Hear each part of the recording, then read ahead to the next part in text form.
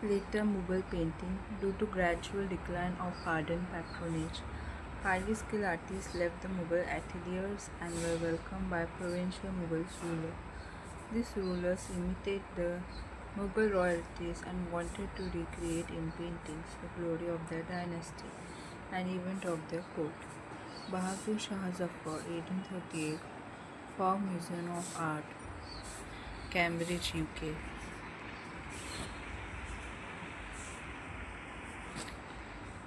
Although some masterworks were produced during the period of Muhammad Shah Rangila, Shah Alam II, and Bahadur Shah Zafar, these were last flickers in the candles that was the Mughal miniature style.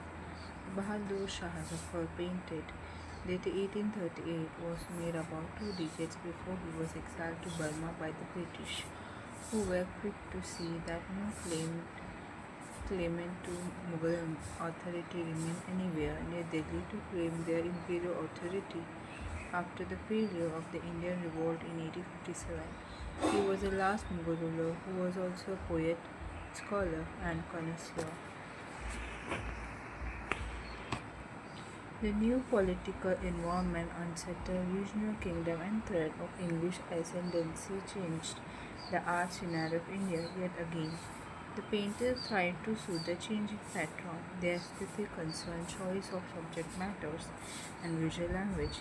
Eventually, the Mughal miniature style converted into other style of provincial and company schools.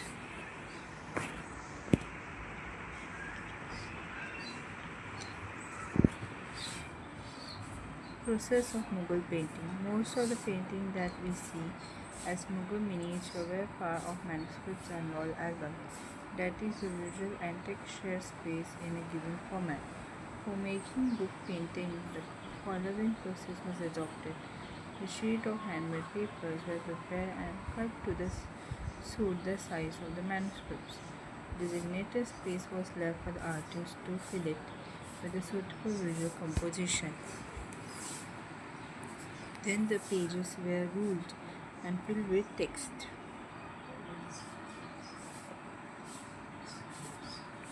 Once the text was written, it was given to the artist, who would compose a synoptic visual representation of the text. The artist would begin from the stage of making the composition, that is Thar to portrait, that is Chiranama, to the final stage of coloring, that is Rangamizi. Color and techniques of Mughal painting. The painter in the ateliers were also master of art making color. Mughal painting were made on handmade paper which was prepared especially for this purpose. The color were opaque and were obtained from natural sources by grinding and mixing pigments to obtain perfect shades of color. The paint was applied using a variety of brushes made with the hair of squirrels and kittens. In the workshop, painting was a combined effort of a group of artists among whom basic draft drawing,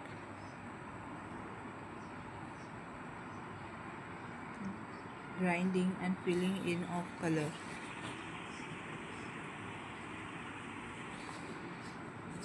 And adding detail were usually distributed, however, they may also have been produced single-handedly.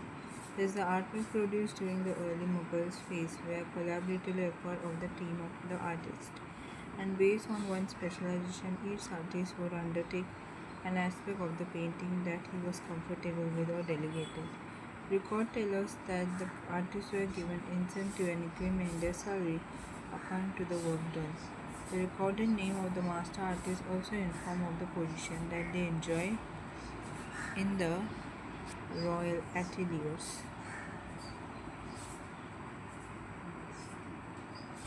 Once the painting was complete, agate of gemstone was used to burnish the work to set the color and give desired radiance to the painting.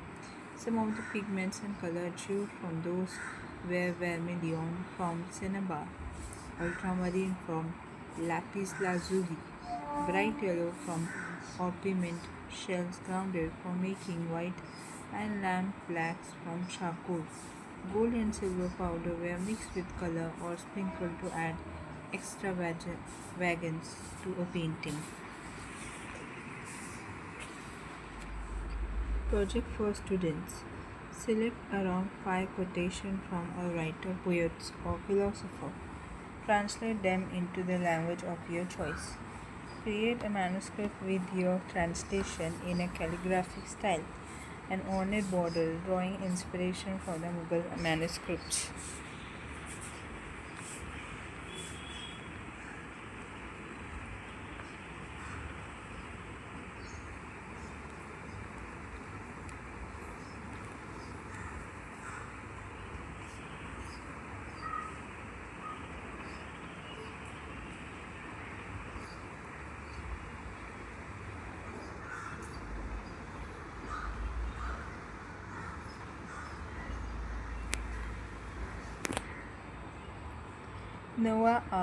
Noah Ark from a dispersed Diwan-e-Hafiz painted manuscript of 1590 is an excellent painting in subdued color palettes and has been ascribed to Miskin, one of the masters at Akbar's imperial atelier. Prophet Noah is in the ark, which is carrying animals in pairs so that they continue to flourish after the threatening flood sent by God to punish human beings for their sins. In the painting, the son of Noah are in the act of throwing Iblis, the devil, who had come to destroy the ark. The use of pure white and subtle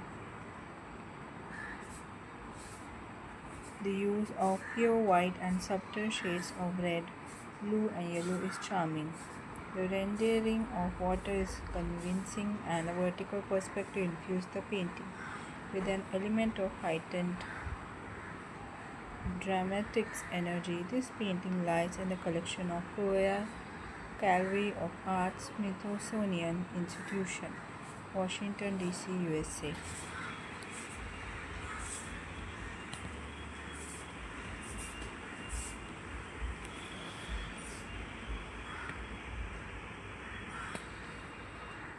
Krishna lift the mountain Govardhan. Krishna lift mountain Govardhan from a dispersed Harivamsha Purana is attributed to Miskin 1585-90. It is a collection of the Metropolitan Museum of Art, New York, USA. Harivamsha Purana is one of the many Sanskrit manuscripts which were translated into Persian by Mughals. This painting is on a theme from Harivamsha Baduni, a scholar named in the court of Akbar, was assigned the job of translating this volume on Lord Krishna into Persian. It is interesting to note that Baduni was famous for his orthodox religious view, much unlike Abu Fazl, another famous scholar chronicler in the Akbar's court.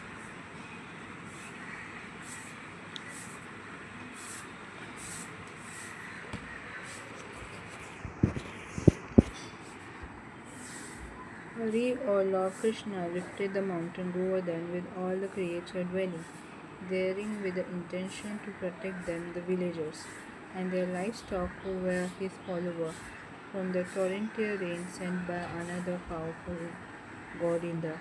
Hari used the mountain like a huge umbrella, under which the entire village took a refuge.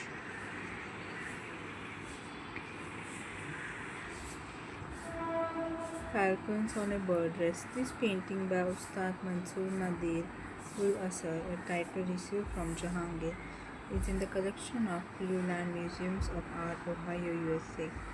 Jahangir had a fine falcon brought to his collection, and as a keen connoisseur, he had them painted. This image were included in his official biography, Jahangirnama. There is an interesting episode described by him of a falcon brought as a present from Persian emperor.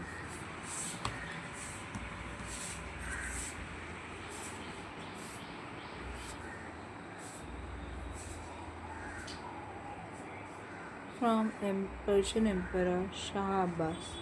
This is to do with the falcon, which was mauled by a cat. resulting in his death, and the emperor desired his painter to paint the dead falcon, preserving its memory for posterity. Painting shown here, falcon perched on a bird rest.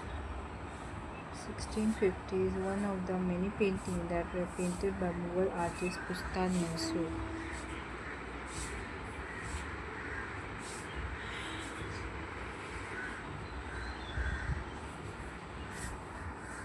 Zebra.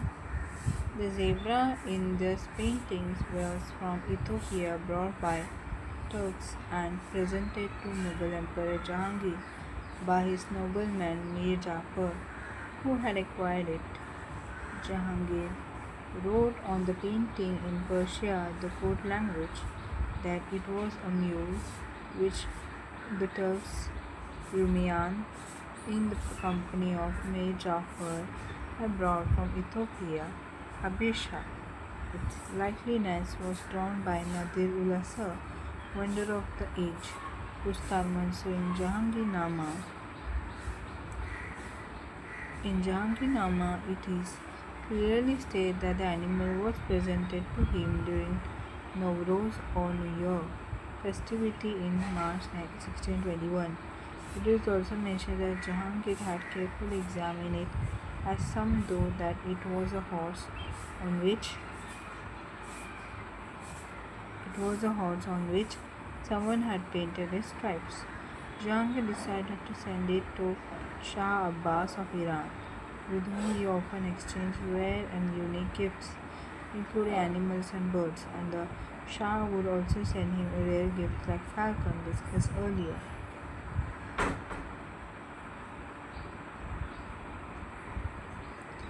The painter later came in Emperor Shah Jahan's possession. It was added to the Royal Album of Painting and Calligraphy. The ornate borders of the painting are additions made in Shah Jahan's reign.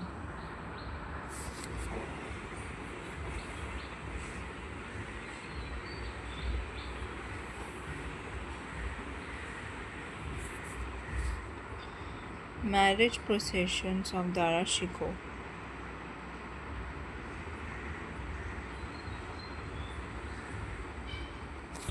The marriage processions of Dara Shikoh.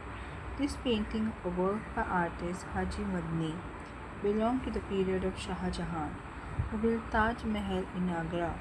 It is portrayal of the marriage procession of Dara Shikoh, the eldest son of Mughal Emperor Shah Jahan. The Mughal prince is also mounted on a brown stallion with a traditional sehra and is accompanied by his father, Shah Jahan, who has resplendent nimbus around head.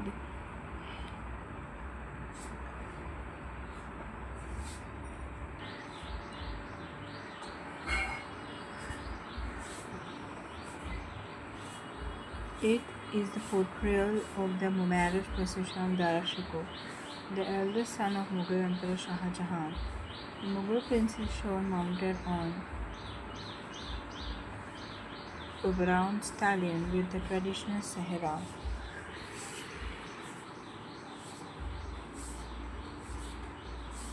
And is accompanied by his father, Shah Jahan, who has a resplendent nimbus around his head, riding a white horse.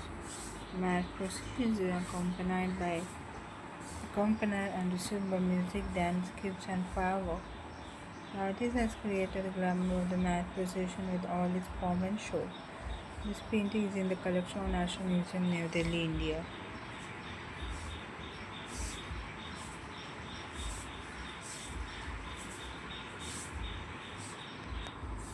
Dara Shikoh, Shah Jahan.